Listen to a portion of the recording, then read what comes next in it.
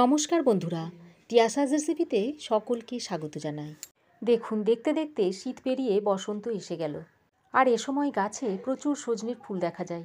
আর আমি আজকে এই সজনের ফুল দিয়ে সুন্দর একটা মুখরোচক রেসিপি আপনাদের সামনে বানিয়ে দেখাবো। এটা গরম ভাতের সঙ্গে বা শুধু মুখে খেতে খুবই ভালো লাগে। আর এই শীতের শেষে বা বসন্তে নিম পাতা বা সজনে ফুলের বড়া খাওয়া তো খুবই ভালো।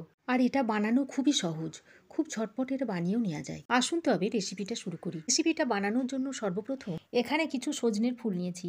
সজনের ফুলগুলো ভালো করে ধুয়ে পরিষ্কার করে তারপরে জলে ভাপ দিয়ে জলটা ভালো করে নিংড়ে ফেলে দিয়েছি। এবার এর মধ্যে দিয়ে দিচ্ছি একটা কুচিয়ে নেওয়া পেঁয়াজ, দিয়ে দিচ্ছি স্বাদ মতো নুন, হাফ চামচের থেকে একটু কম হলুদ গুঁড়ো দিয়ে দিচ্ছি, হাফ চামচ কাশ্মীরি লঙ্কার গুঁড়ো দিচ্ছি, জিরে গুঁড়ো দিচ্ছি হাফ চামচ, ধনে গুঁড়ো দিচ্ছি হাফ চামচ, হাফ চামচ গরম মশলার গুঁড়ো দিচ্ছি, চালের গুঁড়ো দিচ্ছি 1 টেবিল চামচ, 2 টেবিল চামচ বেসন দিয়ে দিচ্ছি। এবার সমস্ত কিছু উপকরণ একসঙ্গে মিশিয়ে নিচ্ছি। এই চালের গুঁড়োটা দেওয়ার কারণে বড়াটা খুবই মুচমুচে হয়। এখানে 1 চামচ সাদা তিল নিয়েছি। সাদা তিলটা এখন এর মধ্যে দিয়ে দিচ্ছি, দিয়ে আরও একবার ভালো করে মিশিয়ে নিচ্ছি। দেখুন, সব কিছু আমার ভালো করে মাখানো হয়ে গেছে। এবার যে মণ্ডটা মাখিয়ে রেখেছিলাম তার থেকে অল্প একটু নিয়ে এরকম হাতে করে গোল করে তারপর চপের শেপ দিয়ে নিচ্ছি। আপনারা চাইলে অন্য রকম শেপও দিয়ে নিতে পারেন। আমি এখানে গোল চপের মতো শেপ দিয়ে নিলাম। তারপর একটা প্লেটে রেখে দিচ্ছি। আবারও এভাবে নিয়ে প্রথমে গোল করে তারপর এরকম চ্যাপ্টা করে নিচ্ছি। এইভাবে সবগুলো বড়া আমি তৈরি করে নিচ্ছি। দেখুন, সবগুলো বড়া আমি তৈরি করে নিয়েছি। এবার ভাজার জন্য আগে থেকে একটা কড়াই গরম করে নিয়েছি। গরম কড়াইয়ের মধ্যে পরিমাণ মতো সাদা তেল দিয়ে দিচ্ছি। তারপর তেলটাকে ভালোভাবে গরম করে নিয়েছি। এবার গরম তেলের মধ্যে বড়াগুলো ছেড়ে দিচ্ছি। গ্যাসের ফ্লেমটাকে এবার লো টু মিডিয়ামে করে দিয়েছি, দিয়ে বড়াগুলোকে সোনালি করে ভেজে নেব।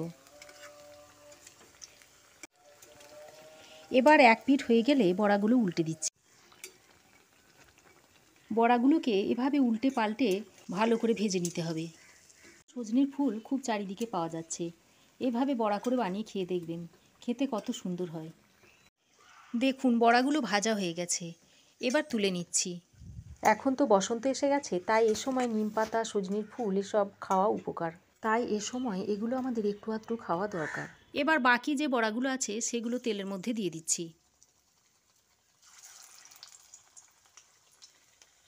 এরকম সজনে ফুলের বড়া গরম ভাতের সঙ্গে খেতে খুবই ভালো লাগে। ভাতের সঙ্গে ছাড়াও এই বড়াগুলো শুধু মুখে খেতেও খুবই ভালো লাগে। এবার বাকি যে বড়াগুলো দিয়েছিলাম সেগুলো ভাজা হয়ে গেছে, সেগুলো এখন তুলে নিচ্ছি। আর এভাবে তিল মিশিয়ে বড়াটা একবার বানিয়ে খেয়ে দেখবেন, খেতে অসাধারণ লাগে। আওয়াজ শুনে বুঝতে পারছেন বড়াগুলো কতটা ক্রিস্পি হয়েছে।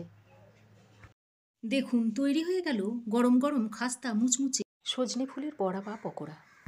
সজনে ফুলের বড়াটা আমি টমেটো সসের সঙ্গে সার্ভ করে দিচ্ছি। তো আমার এই রেসিপিটা আপনাদের কেমন লাগলো অবশ্যই একটা কমেন্ট করে জানাবেন। ভালো লাগলে লাইক ও বন্ধুদের সঙ্গে শেয়ার করবেন। আর পাশে থাকা বেল আইকনটা অবশ্যই প্রেস করবেন, তাহলে আমার চ্যানেলে যখনই কিছু নতুন ভিডিও আপলোড দেব সর্বপ্রথম নোটিফিকেশন আপনার কাছে গিয়ে পৌঁছাবে। আজ এ পর্যন্তই, আবার দেখা হবে নতুন কোনো রেসিপি নিয়ে নেক্সট এপিসোডে।